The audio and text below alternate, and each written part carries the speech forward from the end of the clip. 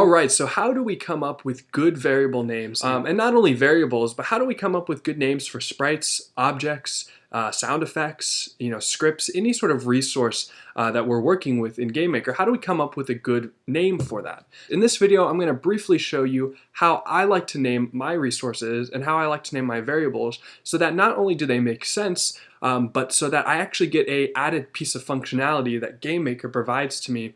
And this can be really useful for when you're trying to remember a name of a resource or a variable that you typed out a long time ago, but you don't remember what it is. I'm going to show you how I like to do all of that. So I'm going to go ahead and create a new object. And this is just inside of a previous project I was working on. But let's start with a variable name, right? So let's assume I'm working on some object and I want to, let's say we want to give it some properties of movement properties, right? So let's say that I want to say move speed equals 5.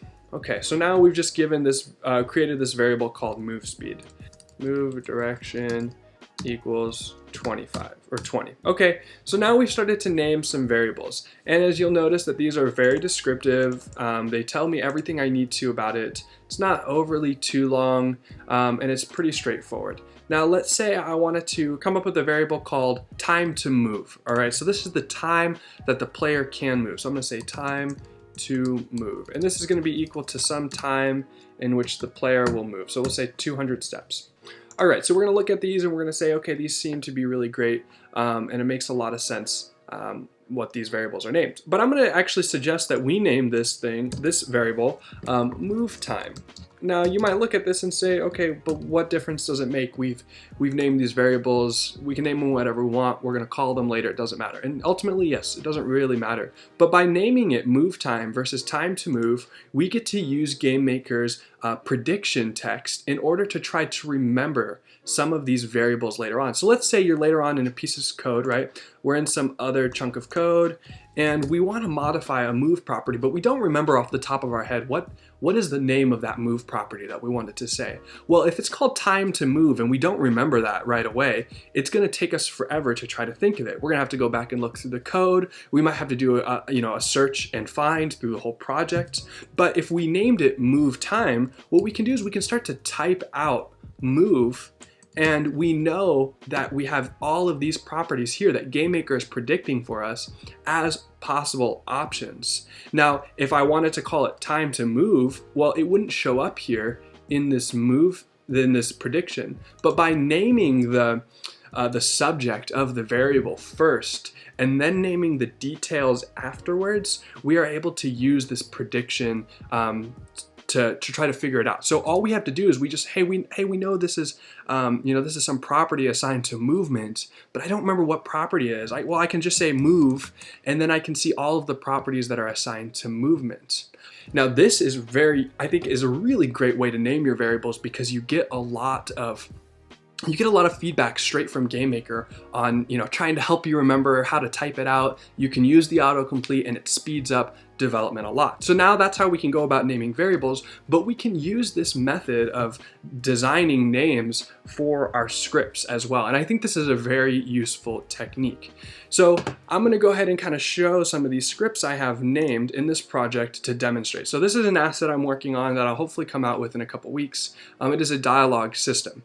Now, if we look at some of these script names, we're going to see some script names that are rather long, tedious, and you could rephrase these in way simpler terms.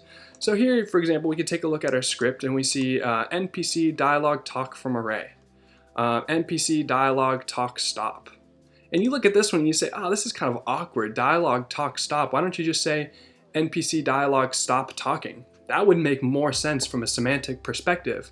However, when I go to type these scripts, let's say I can't remember off the top of my head what the name of the script is. I can say scrnpc. All right, so now we're starting to see all of the scripts that I've created that are tied to the NPC. It's not NPC create. Let's say I know it's a dialogue script. Now I can see all the dialogue. Well, I know it's a talking dialogue script, so I can say talk, and oh, talk stop, there it is. And then now I have access to that script there.